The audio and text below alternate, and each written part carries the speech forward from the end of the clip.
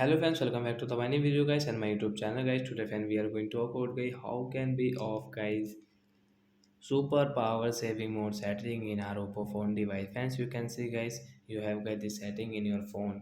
So we call it guys this battery super power saving mode setting guys. So how can we turn off guys this super power saving mode setting guys? Today I will show you, I will tell you in this video guys. So before starting video friend, first of all go and subscribe the channel guys, click the bell icon and like the video. So first of all guys, open your phone and friends you can see this type of settings. So friends, what we do have to do guys, so friends you can see right side this icon and friends left side.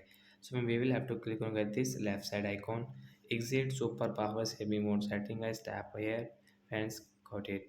So friends, come back. Friends, you can see get this super power saving mode will off it guys, you can see.